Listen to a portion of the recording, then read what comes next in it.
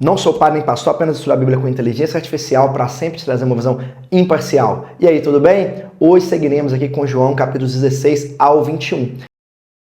E no 16, Jesus continua preparando os discípulos para a sua partida. Ele explica que seria melhor que ele fosse, porque assim viria o Espírito Santo, o Consolador, que convenceria o mundo do pecado, da justiça e do juízo. E diz também que o Espírito guiaria em toda a verdade e glorificaria o Filho. E Jesus fala sobre a tristeza que eles sentiriam, mas garante que essa dor se transformaria em alegria, como uma mãe que esquece a aflição do parto quando vê o seu filho nascer.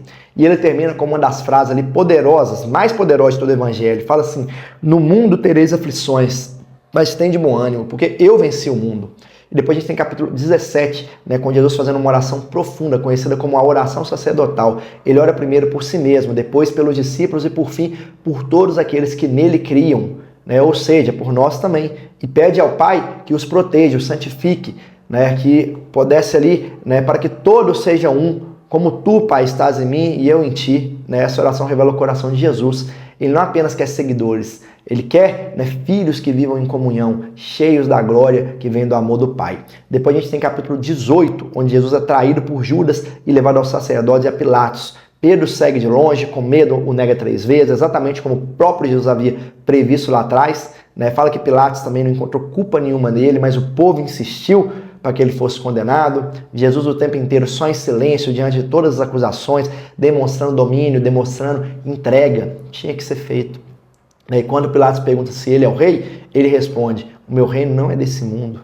É o ponto em que o Filho de Deus escolhe a cruz, não por fraqueza, mas por obediência. Depois a gente tem capítulo 18, onde Jesus é açoitado, zombado e coroado com espinhos. E o povo ficava ali: crucifica, crucifica. Pilatos cede à pressão. E na cruz, Jesus entrega o seu espírito, depois de dizer assim: está consumado.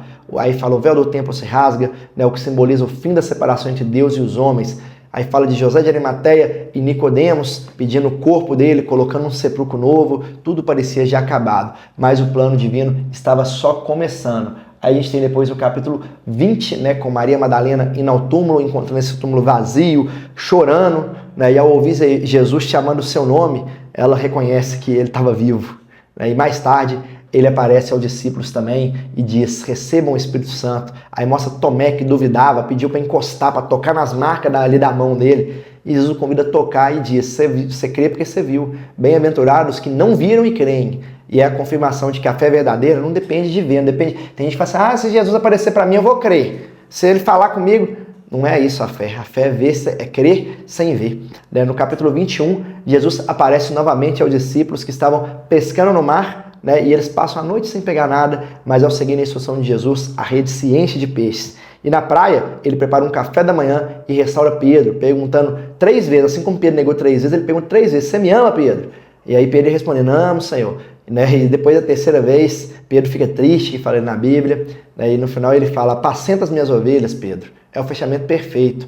Jesus ressuscitado, restaurado, perdoando e enviando seus seguidores. Falou 3 vezes com Pedro: apacenta as minhas ovelhas, leva a palavra de Deus, cuida das pessoas. E 2 visões para a gente guardar desses capítulos. Número 1, o Espírito Santo é a presença contínua de Jesus em nós. Ele ensina, consola e fortalece. E número 2, o amor de Cristo restaura completamente. O mesmo Pedro que negou foi escolhido para cuidar das ovelhas do Senhor.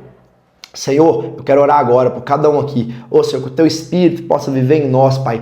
Traga em nós a verdade, Pai. E assim como Pedro, nos restaure, Pai. Envia conosco com propósito. Revela o nosso propósito em Ti. É o que eu te peço em nome do Senhor Jesus. Amém? Fique à vontade para deixar seu comentário, compartilhar. Amanhã a gente começa o livro de Atos. E aí continuando de 5 em 5 capítulos. Que Deus te abençoe de forma grandiosa.